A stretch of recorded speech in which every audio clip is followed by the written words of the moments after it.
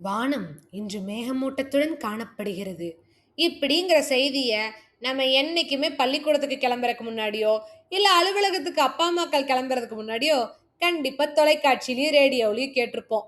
ஆனா, இப்படியாப்பட்ட மழை எதுக்காக வருது? அதனோட காரணம் என்ன?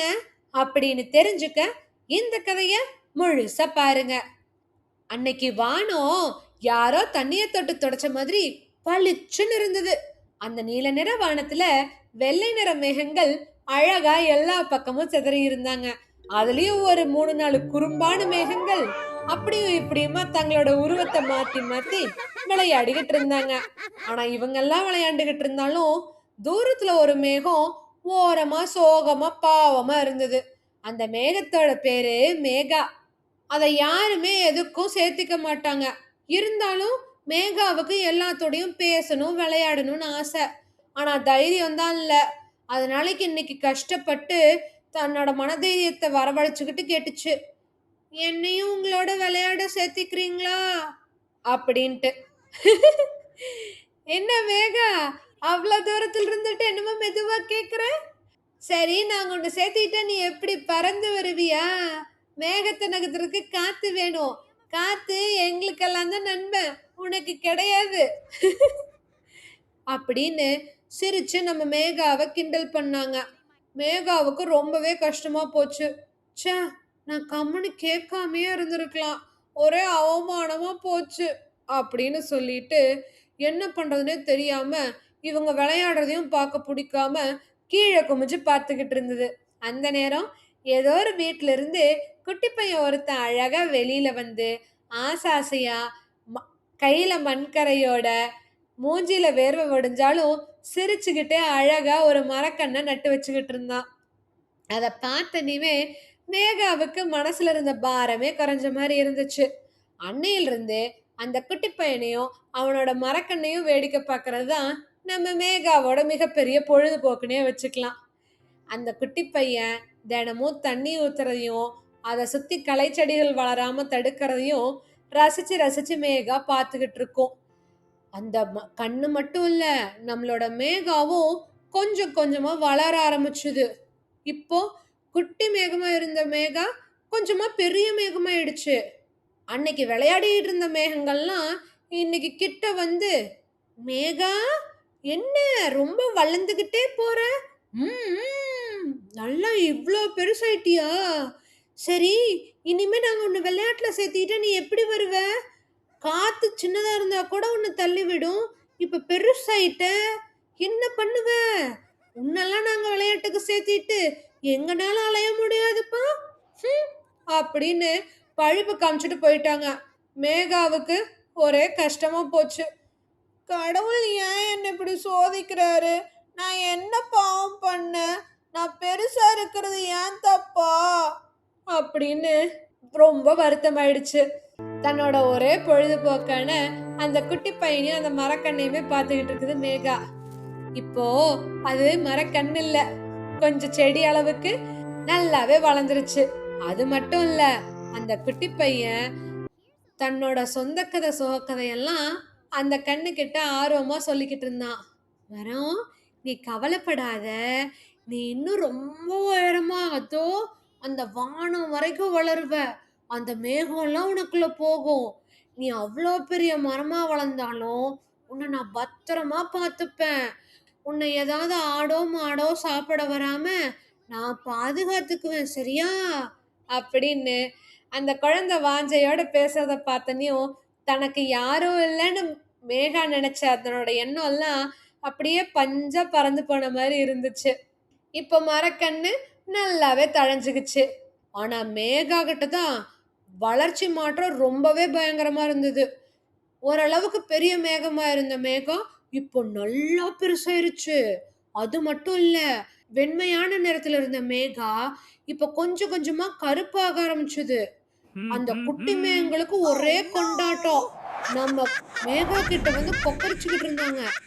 "என்ன மேகா, பெருசாகிறதான்னு பார்த்தீன்னா, இப்ப கருப்பாவும் மாற ஆரம்பிச்சிட்டியே! மேகங்களுக்கே உன்னால அவமானம்.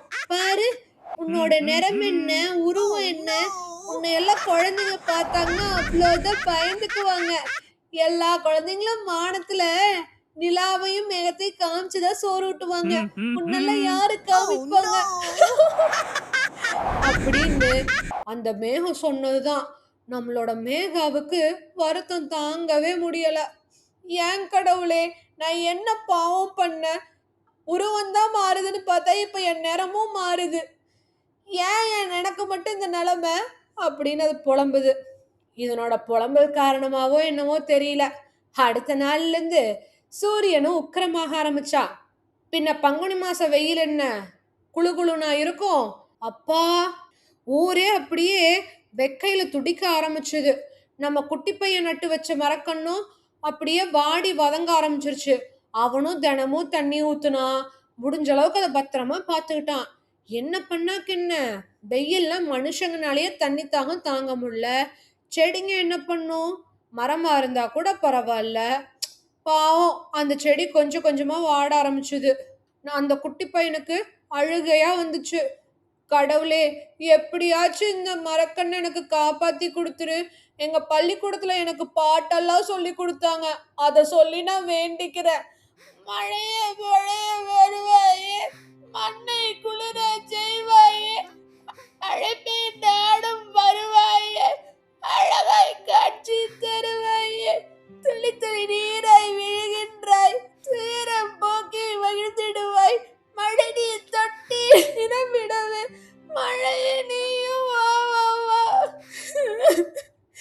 என்னோட மரக்கண்ணு நீதான் கடவுளை காப்பாத்தி கொடுக்கணும் அப்படின்னு நம்ம குட்டி பையன் பாவம் அழுக ஆரம்பிச்சிட்டான்.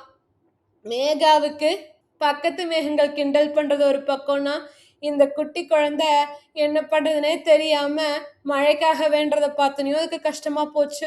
காத்தண்ணா காத்தண்ணா, ஏன்னா அந்த குட்டி பையனுக்கும் என்னால உதவ முடியல, இங்க இருக்கிற மேகங்களும் என்ன கிண்டல் பண்றாங்க, நான் எதுக்காக இப்படி இருக்கேன்? யாருக்குமே உதவி பண்ண முடியாத என் சூழ்நிலையினால யாருக்கு என்ன பிரயோஜனம் அப்படின்னு காத்த கேள்வி கேட்டுச்சு. ஏன்னா அந்த நேரம்தான் எங்கிருந்து விசு விசுன்னு வந்த காத்து நம்மளோட மேகத்தை தழுவுச்சு. ஏன் மேகா, உனக்கு என்ன வருத்தம் அப்படின்னு கேட்டுச்சு. பாருங்கண்ணா, என்னால இந்த மேகங்களுக்கும் பதில் சொல்ல முடியல. அதோ கடவுளை வேண்டான் அந்த குட்டி பையன், அவன்கிட்டயும் என்னால பேச முடியாது. என்னால யாருக்கு என்ன பிரயோஜனம்? உன்னால பிரயோஜனம் இல்லை, நீ எதுக்கு நினைக்கிற? அங்க பாரு அப்படின்னு காத்து சொன்ன அடுத்த நொடி எங்கிருந்தோ வந்த இன்னொரு கருப்பு மேகத்தை காத்து இழுத்துக்கிட்டு வந்துச்சு. இந்த 2 மேகங்களும் பக்கத்துல வர வர